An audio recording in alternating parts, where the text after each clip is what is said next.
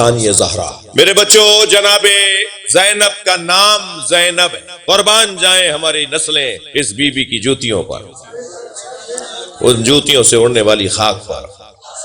مجھے نہیں معلوم مجلس میں خواتین تشریف فرما ہیں، جو آبرو، جو مقام ایک خاتون کو جناب زینب نے بخشا ہے، وہ تصور نہیں کیا جا سکتا کہ کہیں اور ہمیں نظر آئے۔ اس بی بی کے 3 لقب ہیں جو آج بیان کرنا چاہوں گا۔ لقب صرف 3 نہیں ہے، لیکن 3 القاب پر غور کرنا چاہوں گا۔ ایک لقب ہے عقیلہ بنی ہاشم، ایک لقب ہے کعبۃ الرزایا، جی ایک لقب ہے شریکۃ الحسین، جی وہ کعبۃ الرزایا کے اندر مصیبتوں کا کعبہ۔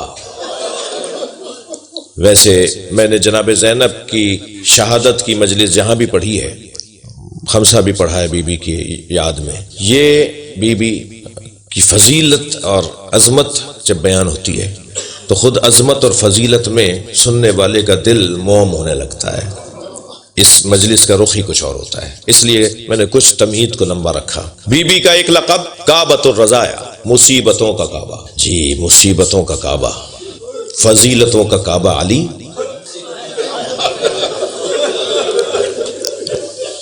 اور مصیبتوں کا کعبہ علی کی بیٹی زینب۔ کعبہ کسے کہتے ہیں؟ کعبہ جس کے گرد چکر کاٹا جائے، کعبہ طواف کے ساتھ جڑا ہوا ہے، کعبے کے گرد۔ مصیبتوں کا کعبہ، ہمارا کعبہ کون سا ہے؟ مکے میں ہے۔ فضیلتوں کا کعبہ کہاں ہے؟ جہاں فضیلتیں چکر کاٹتی ہیں وہ ہے علی کا وجود، اور جہاں مصیبتیں چکر کاٹتی ہیں، مصائب کا دورانیہ زیادہ رہے گا، اور میں تو القاب پر غور کروں گا جس کے گرد مصیبتیں چکر کاٹتی ہوں۔ جب جناب زہرا نے 4 سالہ زینب کو کفن سونپے نا، پنجتن کے 5 کفن،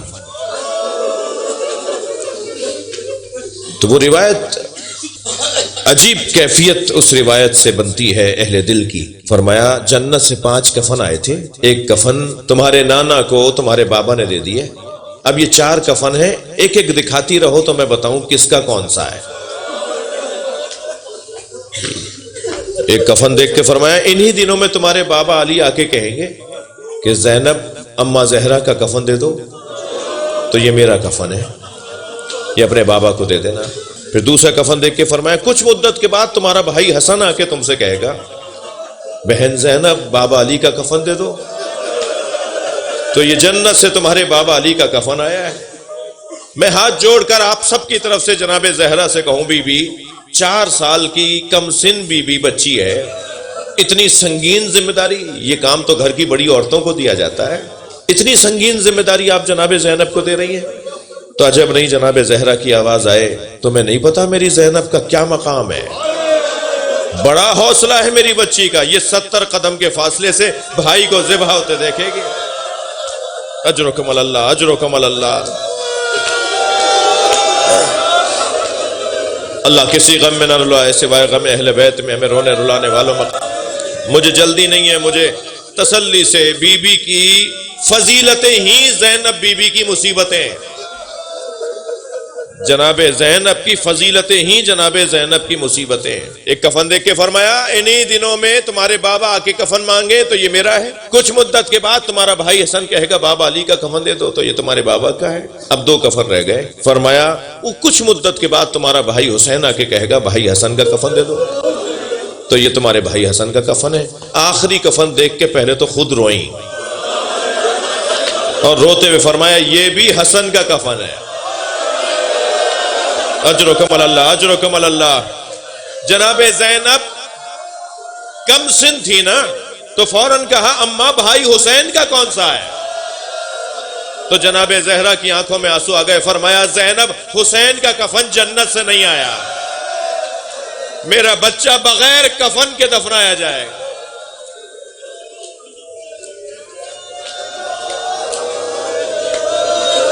یہ واحد اہل بیت کے گھر کی بیوی ہیں جنہوں نے سب سے زیادہ مصیبتیں دیکھی ہیں، یعنی مولا علی سے زیادہ، جناب زہرا سے زیادہ، امام حسن امام حسین سے زیادہ جناب زینب نے مصیبتیں دیکھی ہیں، تبھی لقب ہے بی بی کا مصیبتوں کا کعبہ۔ کیا کیا دیکھا ہے؟ نانا کا جنازہ دیکھا ہے، अम्मा जहरा पे जलता दरवाजा देखा है। अजरुकुम अल्लाह, अजरुकुम अल्लाह। ये जवान पूछ सकता है ना कि जब जनाबे ज़हरा पे हाथ उठाया जा रहा था, जनाबे ज़ैनब कहां थी? अगर किसी बच्चे के सामने उसकी मां को कोई मारे तो वो जैसे ही बाबा को आता हुआ देखता है ना, पहले लिपट के बाबा से कहता है, बाबा इसने मेरी मां को मारा। ये बच्चे जाके किससे कहें? अजरुकुम अल्लाह। मेरे एक मिलने वाले ने मुझे बताया कि उनके ज़ौजा के साथ तनाव था, इख्तलाफ था, तकरार थी। कोई एक ऐसी बात उनकी ज़ौजा ने कर दी। वो कहते हैं कि मैंने गुस्से में अपनी ज़ौजा को एक तमाचा मारा। 3 दिन बाद मुझे एहसास हुआ कि मुझे मारना नहीं चाहिए था। मैंने अपनी ज़ौजा से 3 दिन बाद माफ़ी मांगी, मुझे माफ़ कर दो, मैंने तुम्हें मारा। तो कहते हैं मेरी ज़ौजा मुझसे कहने लगी, आइंदा कभी ऐसा हो गुस्से पे काबू ना पा रहे हो तो इतना ख्याल ज़रूर कीजिएगा, हमारे बच्चों के सामने ना मारिएगा। जब आपने मारा था उस वक्त हमारी बेटी देख रही थी, वो 3 दिन से बुखार में है और एक ही जुमला कहती है, अम्मा आपको बाबा ने मारा। अजरुकुम अल्लाह, अजरुकुम अल्लाह। आपकी आवाजें बुलंद हैं, अल्लाह आपको। जब ऐसे आप रोते हैं ना, इमाम जाफर सादिक दुआ देते हैं, या अल्लाह ये हमारे अम्र को जिंदा कर रहे हैं। इमाम मोहम्मद बाक़िर तो बुलंद रोने वालों के लिए मुसल्ला बिछा के दुआ करते हैं। मैं इन बच्चों जवानों से कहूंगा, मजलिस में अगर रोना ना आ रहा हो, बराबर वाला रो रहा हो, तो उस वक्त में अल्लाह से दुआ मांगा करो कि या अल्लाह एक कतरा हुसैन के लिए दे दे। ये बहुत बड़ी नेमत है, जिसे आंसू कहते हैं, जिसे गिरिया कहते हैं। जनाबे ज़ैनब का एक लक़ब है मुसीबतों का काबा। मैं मुख्तसर कर रहा हूं। दूसरा लक़ब जनाबे ज़ैनब का क्या है? अक़ीला-ए बनी हाशिम। मेरे जवानों, जब इंसान मुसीबतें ज्यादा देखे तो उसकी अक्ल काम नहीं करती। वो उलझ के कहता है उनसे बात करो। अगर ऐसी कैफियत में कोई आकर उससे बात करता है, मेरे भाई से बात करो, मेरे बाबा से बात करो, मुझे कुछ समझ में नहीं आ रहा। हम अगर 3 जनाजे उठा लें तो हमें कुछ समझ में नहीं आता। ज़ैनब ने 18 तो भाइयों के जनाजे देखे। अजरुकुम अल्लाह, अजरुकुम अल्लाह। हक है बुलंद आवाज से रोना। और ऐसे भाई का जनाजा जिसमें घोड़े दौड़ रहे हो, वो मंजर देखा। और फिर जलते हुए खेमे। और सबसे ज्यादा जो मुझे अल्लामा नक्कन से किसी ने पूछा कि इमाम हुसैन को सबसे ज्यादा तकलीफ, सबसे ज्यादा मुसीबत इमाम हुसैन पर क्या गुजरी, शायद जवाब आता अली अकबर का लाशा, शायद जवाब आता अब्बास के कटे हुए बाजू। मगर नक्कन साहब ने अजीब मंजर बयान किया। वो कहते हैं जब हुसैन घोड़े से गिर गए, पहले तो ये जुमला जो मैंने अभी कहा है ना, बाज़ औक़ात मेरे बच्चों रोने के लिए एक जुमला काफी होता है, और बाज़ औक़ात एक जुमले में घंटों गिरिया होता है। मैं एक जगह मजलिस पढ़ के बाहर निकला तो एक रोता हुआ अज़ादार मुझसे कहने लगा, मौलाना आज आपने मसाइब कम पढ़े। मैं खुद रोते हुए कहने लगा, क्या ये कम मसाइब थे कि हुसैन घोड़े से गिर गए?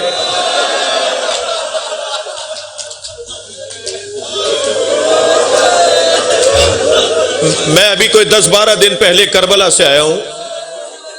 हरम इमाम हुसैन में मजलिस पढ़ते हुए मैंने वो रिवायत पढ़ी जो तकरार कर रहा हूं। उसी जगह जहां मैं मजलिस पढ़ रहा था, अंदर हरम के अंदर, सामने जरी के सामने मिंबर रईसी के ऊपर, वहां आयतुल्लाह शिराजी साहिबे फतवाए तहरीम तंबाकू वो बैठे हुए थे। जाकिर मसाइब पढ़ रहा था, मद्दाह कहते हैं, रोजा खान कहते हैं ईरान इराक में। वो मसाइब पढ़ रहा था तो मसाइब में एक जुमला दूसरे जुमले पर भारी था, तो वो रोते हुए कहने लगे, आहिस्ता आहिस्ता पढ़ो, हमें रोने दो, तुम इतने सख्त मंजर बयान कर रहे हो और इतनी जल्दी जल्दी बढ़ रहे हो, हमें एक एक जुमले पे गौर तो करने दो कि तुम क्या बयान कर रहे हो। जाकिर कहते कहते जब एक जुमले पर आया ना तो वो चीखे मार के रोए और 3 घंटे बेहोश रहे। और वो जुमला ये था कि दरबार शाम में आवाज दी गई, ज़ैनब को दरबार में लाया जाए।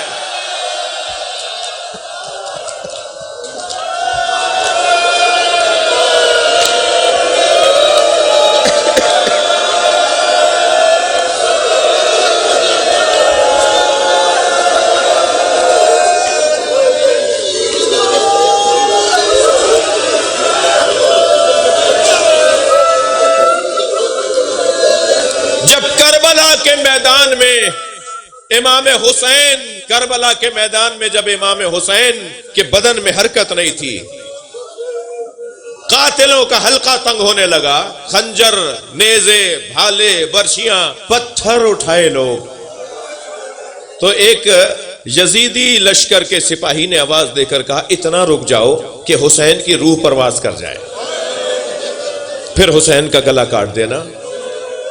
تو ان قاتلوں میں سے میں رونے والوں سے ایک جملہ اور کہہ کے گزروں، امام حسین کے قاتل ایک تھا یا ایک سے زیادہ تھے؟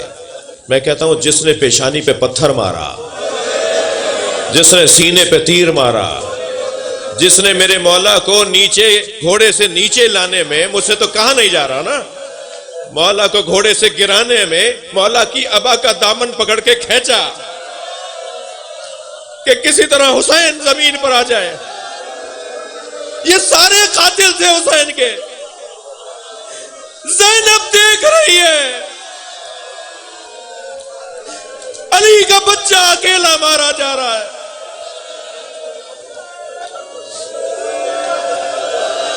کوئی مدد کرنے والا نہیں تھا۔ گھوڑے نے گھٹنے ٹیکے کہ میرا مولا جب گرے تو تکلیف کم سے کم ہو۔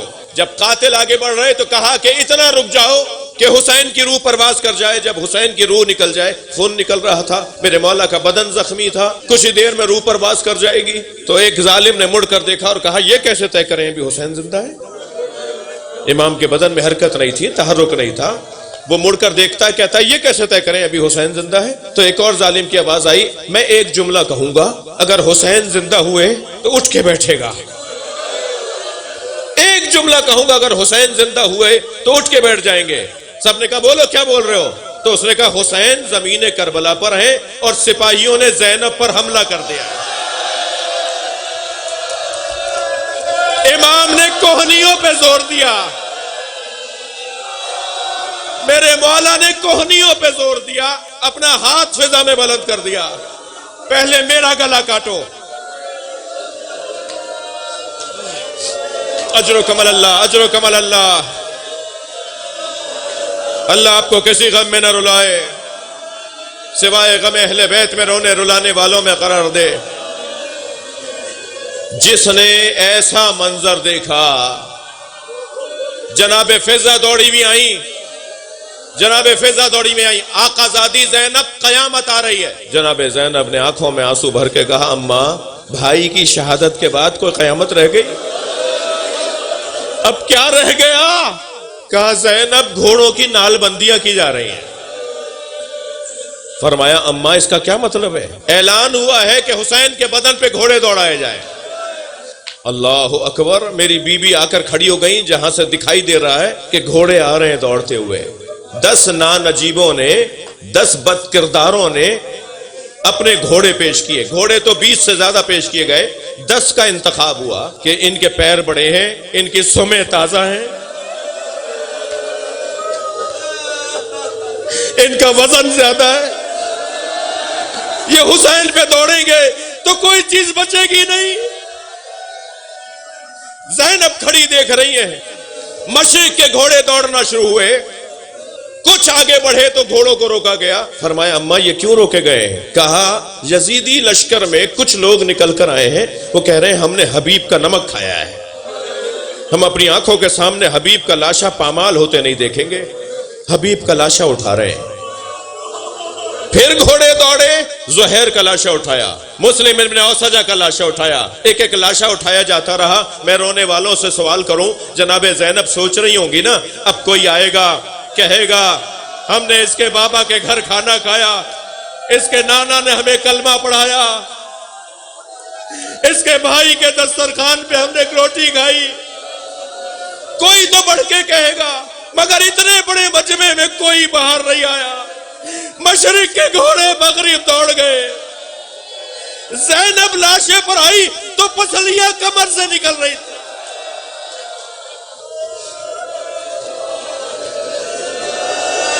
اجر و کمل اللہ، اجر و کمل اللہ۔ مجھے 2 منزلیں اور لینی ہیں۔ پہچانا نہیں گیا بھائی کا لاشا جناب زینب سے۔ اتنی مصیبتیں دیکھنے کے بعد جس نے جلے ہوئے خیموں سے بچوں کو نکالا، تسلی کر کے روئیں گے۔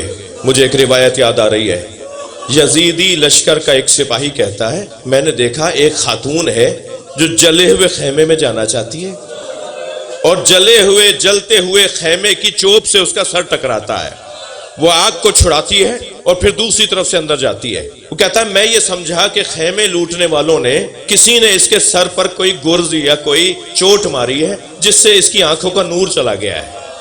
تو کہتا ہے میں دوڑتا ہوا قریب آیا اور میں نے کہا تمہیں نظر نہیں آ رہا آگے آگ جل رہی ہے؟ تو وہ بی بی مڑی اور کہنے لگی یا شیخ انا لنا فیہا علیلن، اس خیمے میں ہمارا ایک بیمار رہ گیا ہے جو اپنے پیروں سے چل کے نہیں آ سکتا۔